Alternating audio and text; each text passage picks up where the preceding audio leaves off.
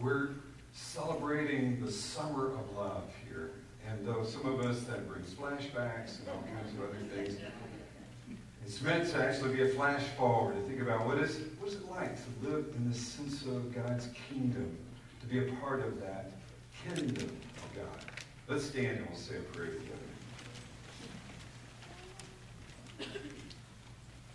Holy One, as we gather in this place, we open our hearts anew to waking up the part of us that sometimes falls asleep, the part of us that sees beyond the individualism and the isolation we so often find in this culture, to look beyond the classes and the separations of people, the stratifications formed by so much history, and to look again at what the kingdom means for us.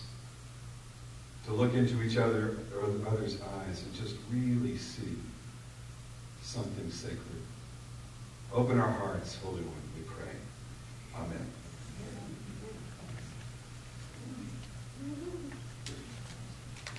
Y'all sing with us.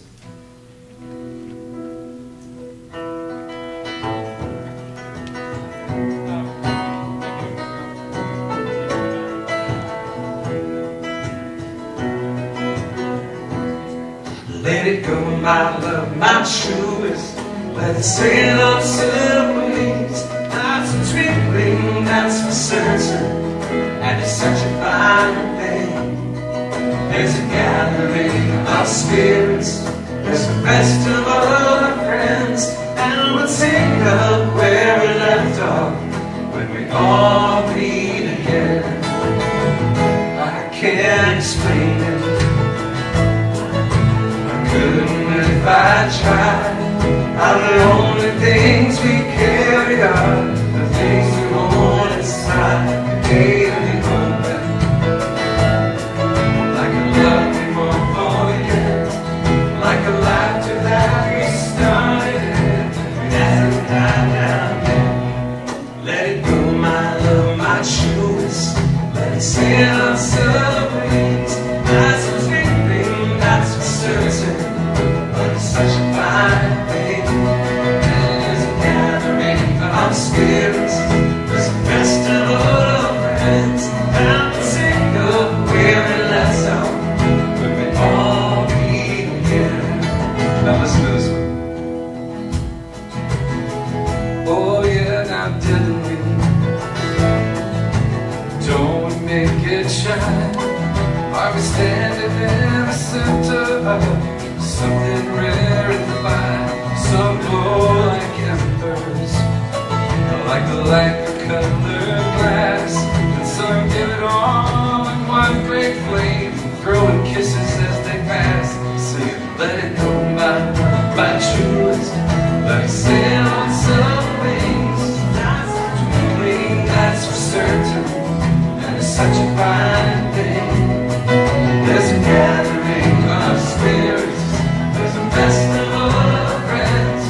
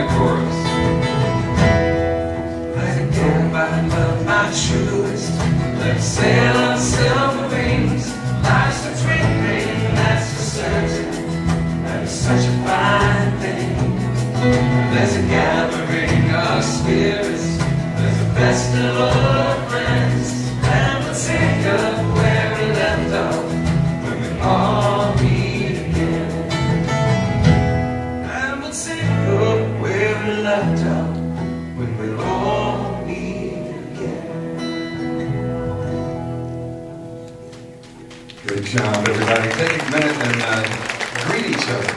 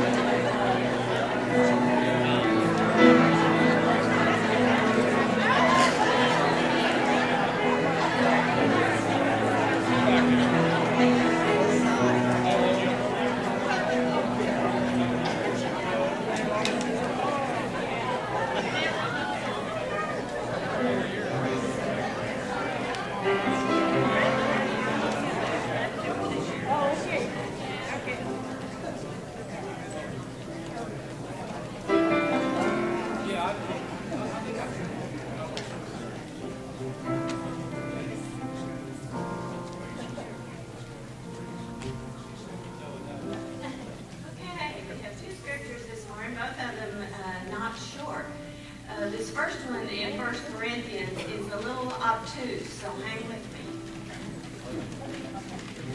And in this matter, I am giving my advice. It is appropriate for you who began last year not only to do something, but even to desire to do something. Now finish doing it, so that your eagerness may be matched by completing it according to your means. For if the eagerness is there, the gift is acceptable according to what one has, not according to what one does not have. I do not mean that there should be relief for others and pressure on you, but it is a question of a fair balance between your present abundance and their need, so that their abundance may be for your need, in order that there may be a fair balance. And as it is written, the one who had much did not have too much, and the one who had little did not have too little.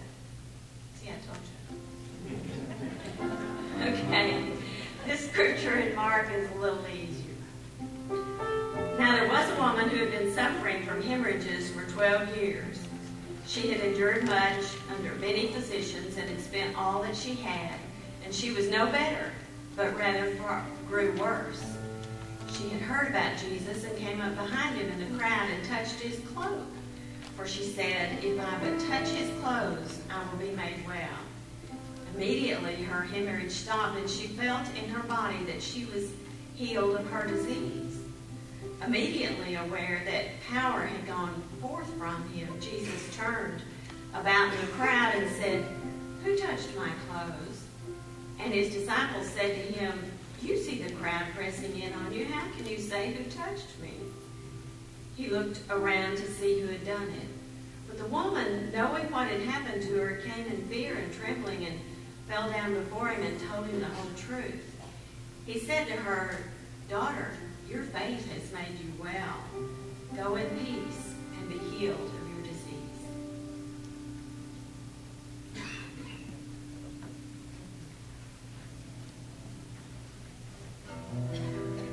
You sing with us?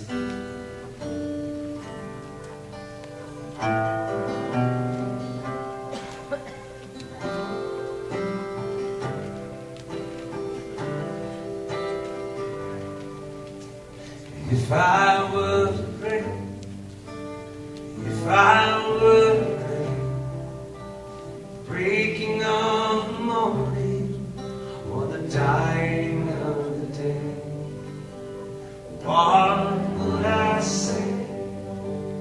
What would I say? What would my heart speak if I were to pray?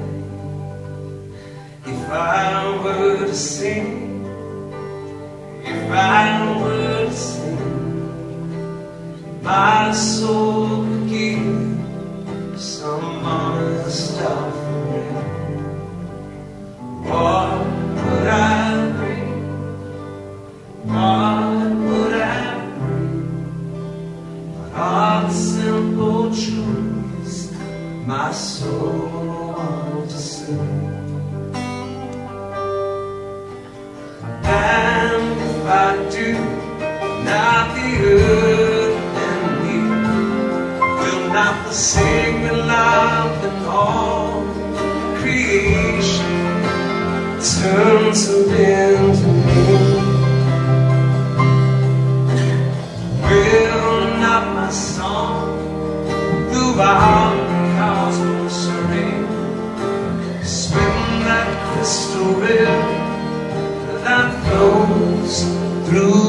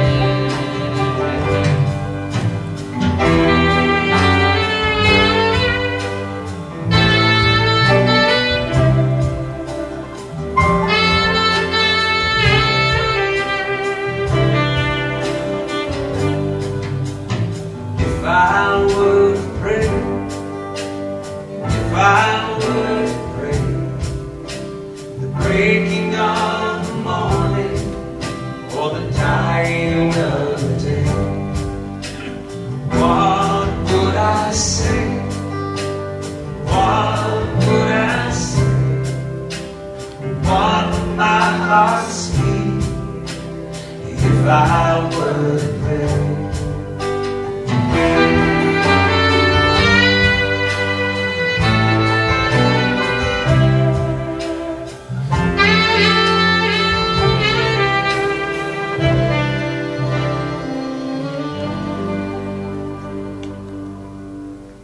Why don't you just close your eyes for a moment? And maybe just let this be some moments to get in tune with what your heart has to speak. Because it doesn't really matter when it comes to prayer that we have the right words.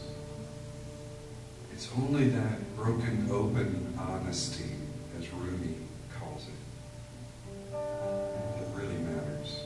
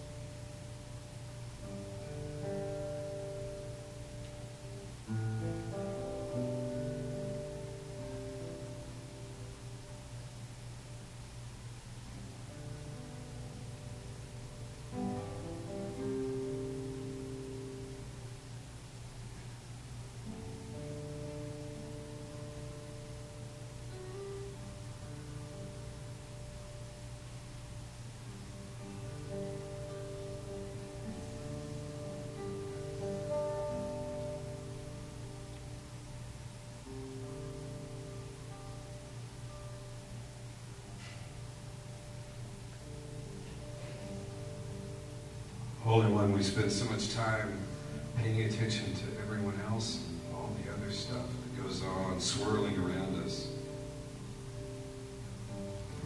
Often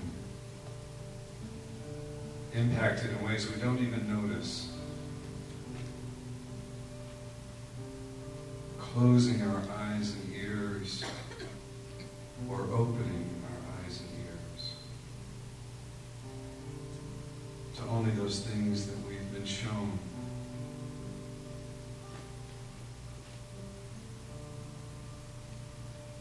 Lest we become people who just resonate with something that seems more like a commercial than life.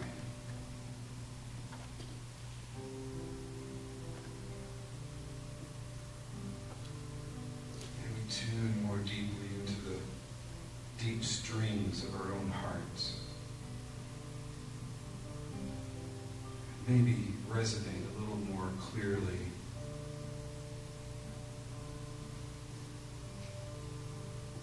with that source that flows deep within us and deeply connects us.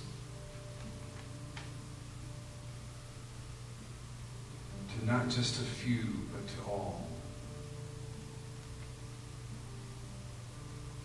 To not just the popular, but to even those on the margins.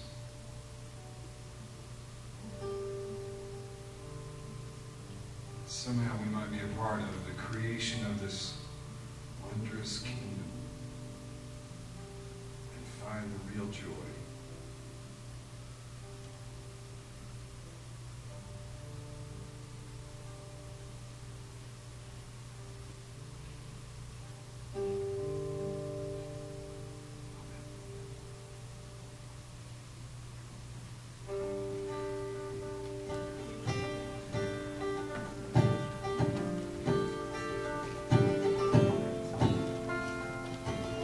Man come in the name of love.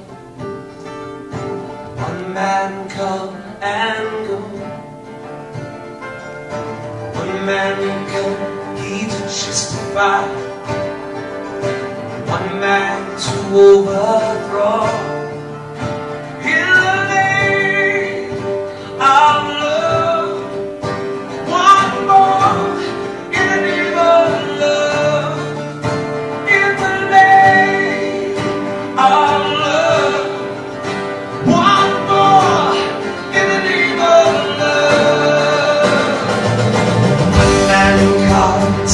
On a barbed fence, one man he risen, one man washed on an empty beach, one man betrayed with a kiss. In the name of love, one more in the name of love, in the name of love. One more in the name of love.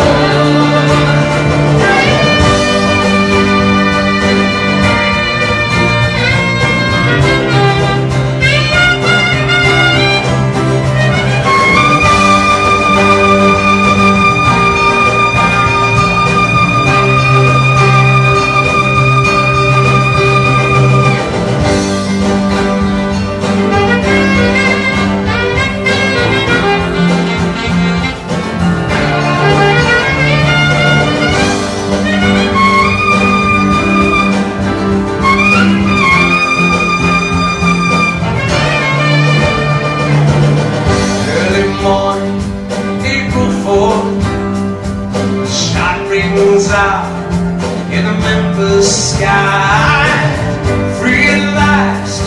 They took your life, they could not take your pride. In the name of love, one more in the name of love, in the name of love, one more.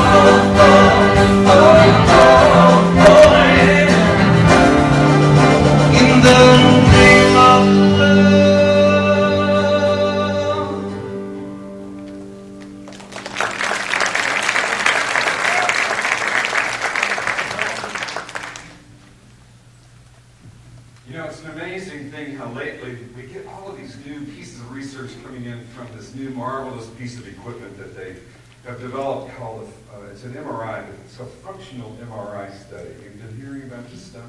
And it's like every day we get some new kind of piece of research that's kind of like, you're kidding me, what is this?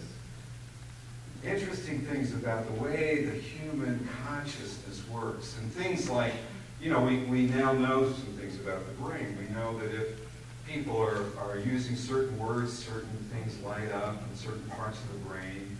When people are recognizing someone else's face, certain parts of the brain light up. When they recognize a person, they light up.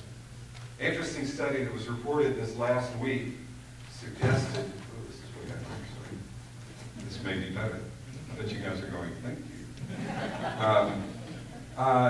Interesting study discovered that when people were shown pictures of poor people, when people who were of some means or just kind of normal, kind of average, kind of socioeconomic stuff, kind of medial income kind of stuff, were shown pictures of poor or homeless people, that part of the brain didn't light up.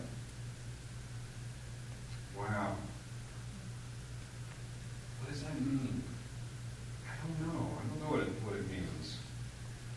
But I think it might suggest that some of the things that are going on for us in our experience of this kingdom of God, this recognition of all being a part of our family, sometimes really gets shut off before we even know it, without even recognizing it. Something about our own neurological system has been impacted to only value and see as other people those who have similar kind of means to ourselves. Isn't that interesting? It would suggest a few things, wouldn't it, if that were the case? First of all, it might suggest that we need to have some ways in our culture to kind of practice really connecting everybody in a way that goes beyond those kind of class lines. But interestingly enough, in the same week, there was a little thing on NPR about couples that are mixed couples. And by mixed, they meant rich couples. One of them had a lot of wealth and the other had nothing or very little. And how does that work out for couples when there's this big disparity in their financial capacity? And the news from that was not really all that great. So you can imagine often there were some issues that began to boil around for these couples who got married, who had differences in their capacity for earning. And so, for instance, if someone had grown up in a fairly, challenging economic kind of experience where they were always having to try to make ends meet, where they were often going sometimes without food, there was a great deal of connection for them with family. You see, they had learned that interdependently we could get by. Independently, we would starve. They had learned that there are times where I will need to lean on someone. And so I need to make sure that I'm there for those who need to lean on me when I have the capacity to do that. Like the passage that we read this morning, for instance, where Paul writes to the church in Corinthians and quotes that saying that those who have much don't have too much, and that those with little don't have too little.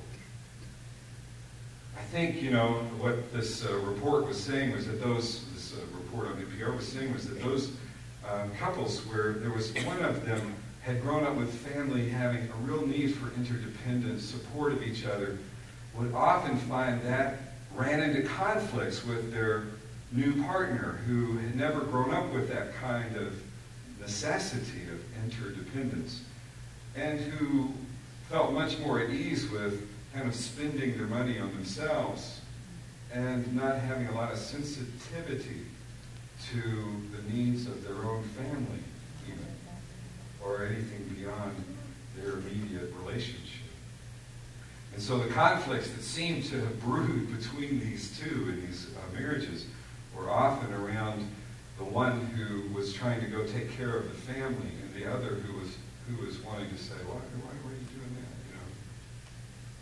They don't need to do that. They should be responsible for themselves.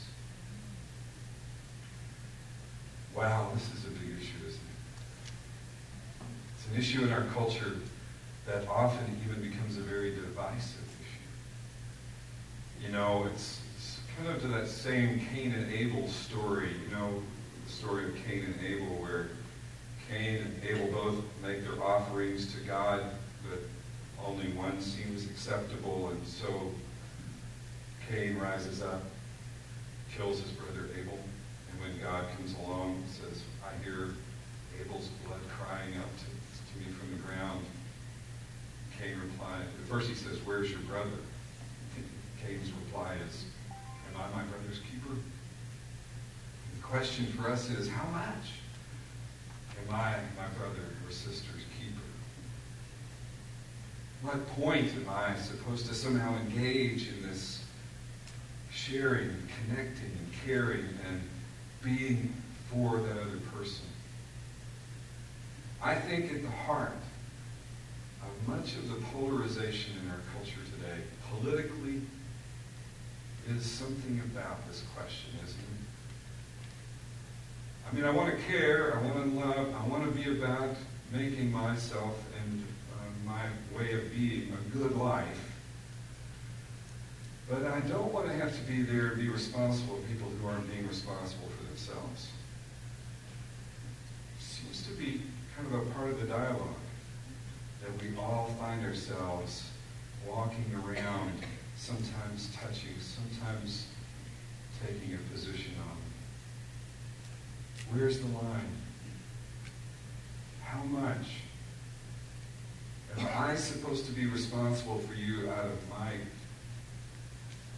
generosity, out of the gifts and blessings that I've received, or the things that I've received from the hard work that I have done? How much am I responsible to share with others? How much am I supposed to give? And if I'm a person without means, how responsible am I supposed to be? Sometimes that polarization kind of works from both sides, doesn't it? It's easy to give up. I was in Jamaica, I guess probably 10 years ago, and it was right about the time when really satellite television was coming in to kind of lots and lots of homes in Jamaica. It hadn't really gotten there in a broad way until about 10 years ago. And suddenly, more and more of the children and the young adults in Jamaica were now seeing for the first time in great detail and in many, many different channels what the American lifestyle was like. And they wanted it. They wanted it. And I remember talking to some of the pastors that we were getting to know as we were there working on a dental mission, we were building a dental clinic in a very poor area of Jamaica. And I remember going to a little gathering of some of the pastors. And you know what they told me? One of the major problems they were dealing with at the time was suicide of fathers. They said, because we have all of this new information about this lifestyle, and all of our kids want this, and we can't provide it. So there was this whole sense of our life used to have this kind of happiness to it, and now it seems that we don't measure up. We're not able to provide what others have. It's easy when you find yourself faced with these differences and you're on that place of feeling like your life lacks something that everybody else has, to find yourself wanting to give up and to fall into a place of dependency and not continue to live your life and to choose to find joy and blessing in it in the moment for what you have, and to continue to work for what you can and be a part of that community in the way that you can be a part of that community, to bring the blessings that you have into that community.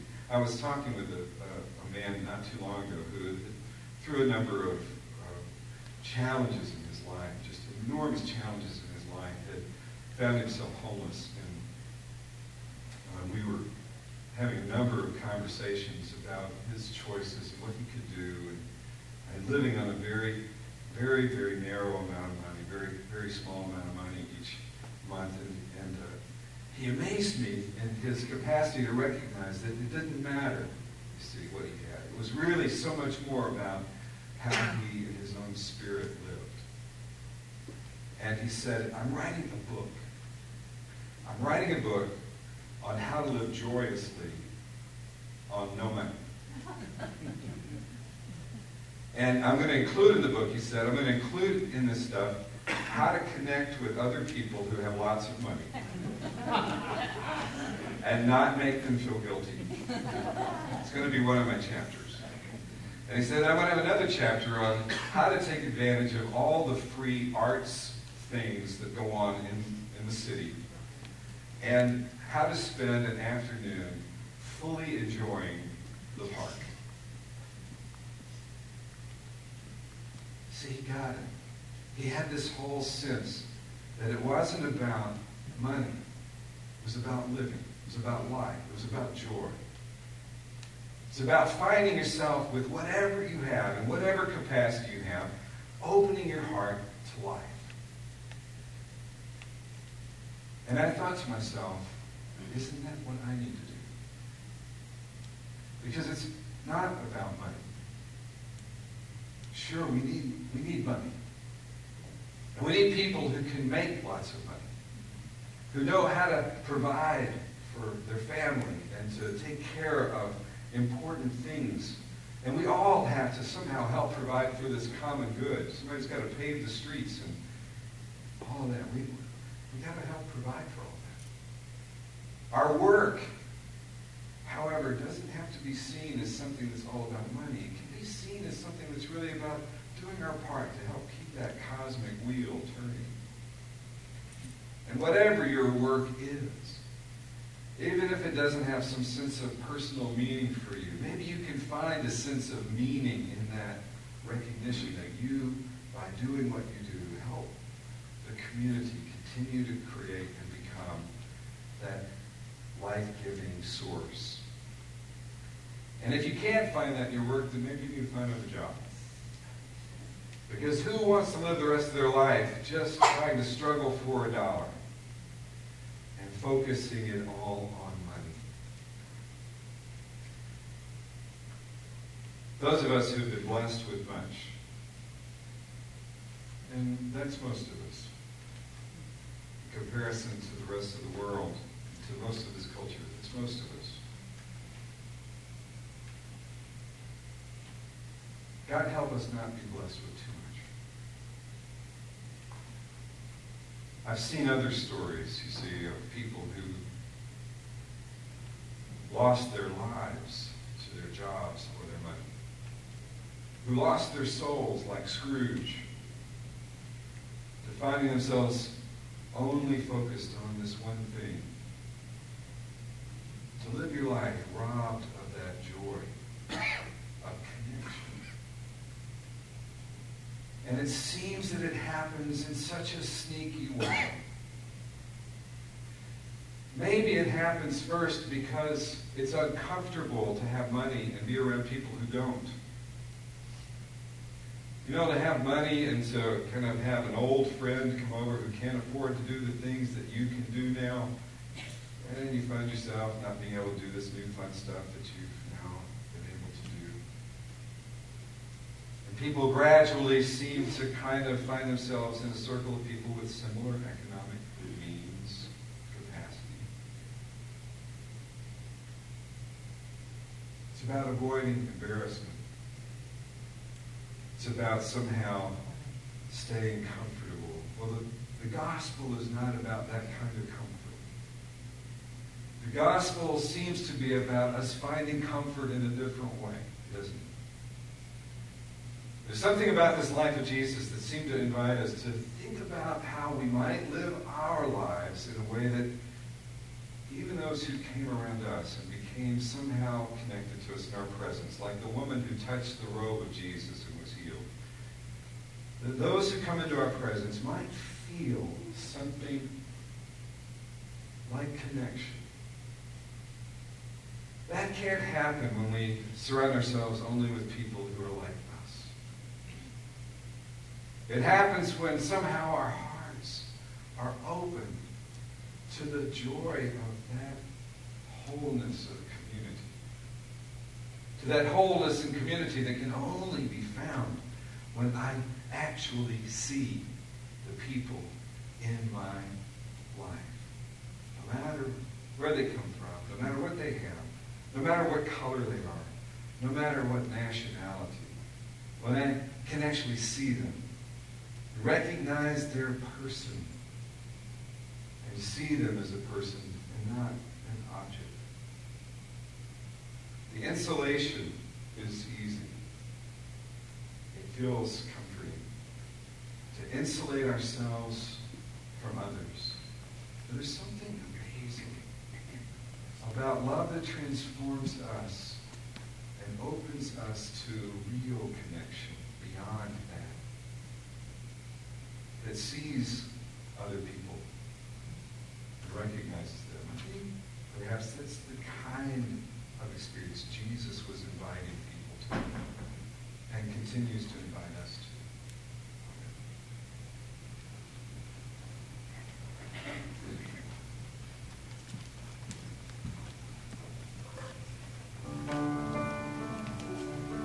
Take this time to bring your offering to the table and also to join with us on this song. Now let's stand and sing.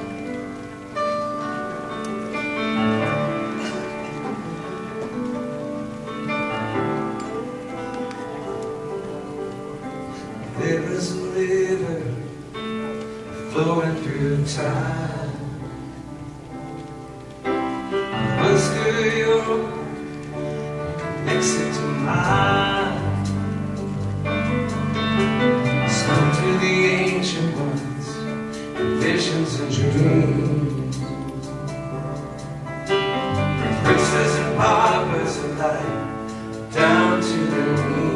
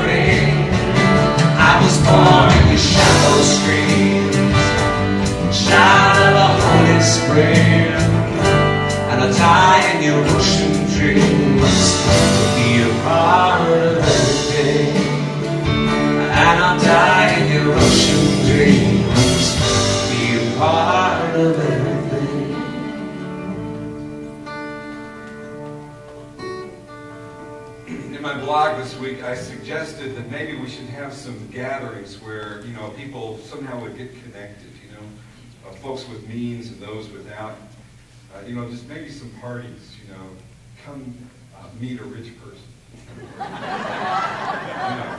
I thought that would work. Come meet a rich person.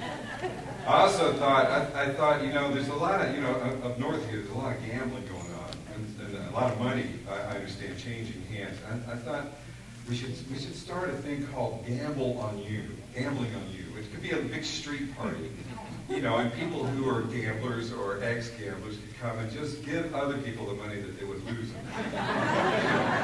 Just hand over some money. We'll have a big door prize or something. Maybe we'll win. It'll be fun. We're working on all that. All right. In the meantime, at least we would see each other. You can keep looking at each other. See each other. Okay. I have a couple of quick announcements. This one is we have a New Horizon class member, Ralph Schroeder, who we've had a group of people doing a lot of circle of care around him as he's moved from a home into another facility in his retirement center. And they're having a garage sale next Saturday. If you're interested, there are a number of items, and there's a piece of paper here. We'd love for you to come and help with this transition for Ralph. I'm going to leave this on the altar if you're looking for an item or two. I understand there's a large air compressor and some stuff, tools and stuff. Also want to remind you that on July 22nd, the little Summer of Love Committee, headed by Sharm, has put together another gathering for us to just spend some time together and enjoy each other's company, maybe deepen our experience of relationships here in our little community. That's going to be July 22nd, 6 p.m. right here, potluck. So you bring something. If you absolutely can't cook, get a bag of Cheetos or something. We always just figure it's like feeding the 5,000. So we'll make do with whatever loaves and fishes we find. So don't let that prevent you from coming. Also, you notice in the new bulletin design, all of the announcements now are listed in the back, so be sure to take a look at that. Later today, there's a gathering out at Lyle Lodge. Actually, not much later, pretty soon. They still have some seats available, and if you're interested and would like to go out to that, there's going to be lots of fun out there on the lake at our Lyle Lodge. They still got room for about 20 people, it says here. Other announcements there you'll want to take note of. Let's also just ask, is there anything that you have that you would like us to say a prayer over? I did have one request from Ron Kubiak to pray for his family. Yeah. Okay, my birthday's coming up, and so I'll make another announcement later. But anyway, my birthday's going to be on Monday, July 16th. I'm going to have it at 6 o'clock in the evening at Shaw's Burgers and Shakes. It's off of Magnolia and 8th Avenue. Don't forget. All right. This year. Are we invited to vote? Well, no, there's one below one. Okay, no one there. The Saturday before down. Great, okay. So Kay's birthday, if you want to join her at Shaw's Hamburgers and Shakes. All right, good. All right, and you'll have more information for us about that in the future. Carl, Good. Yes, yes, sir. if you're interested in going to a lot of lives, there's a few directions back there in the back table. With more, there's orange nuts about the garage sale on the Okay. back table. Okay, so good. Information about going out to Lyle Lodge and the garage sale. And there's 20 seats available on the van. Okay, so if you want to ride the van out the back, you can also do that. Any other celebrations or concerns today that you want to share with us? We'll wish you all a very safe 4th of July experience as we celebrate the independence that we all take for granted often, but we also recognize the interdependence that we need to recognize more often. Let's take each other's hands.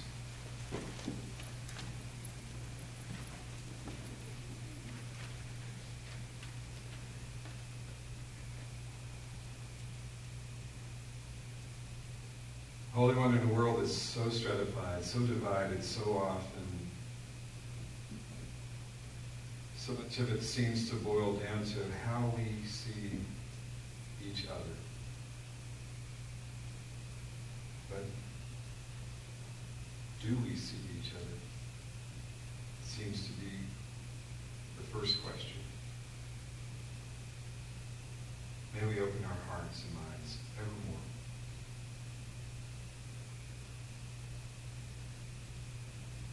Let's sing this song together.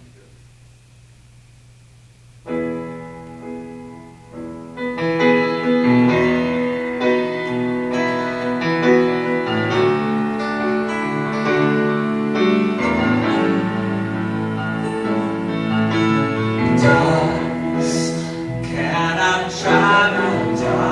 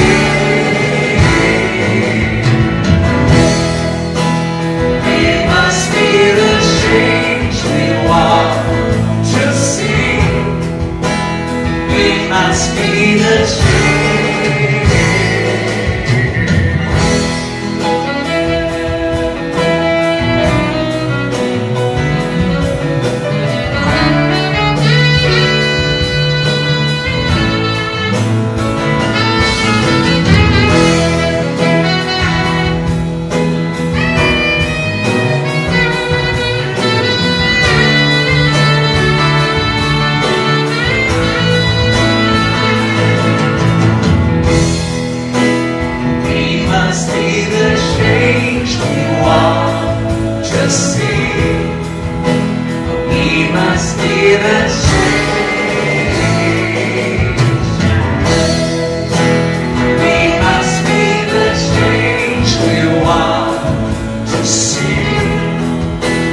We must be the change. We must be the change we want to see. We must be the change.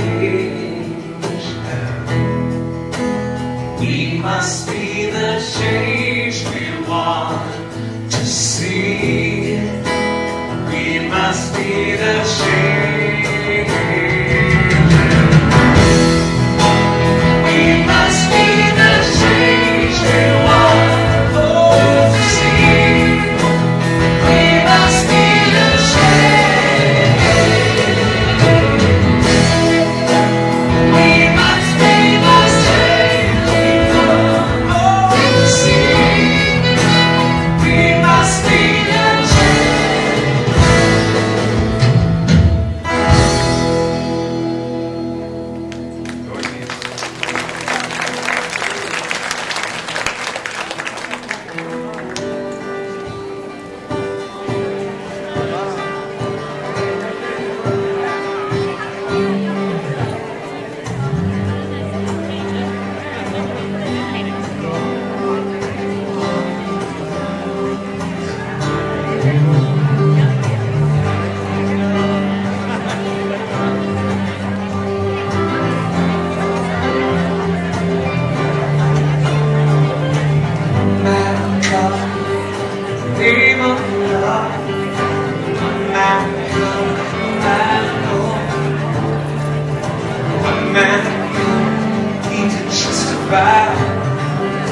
One man to move a cross.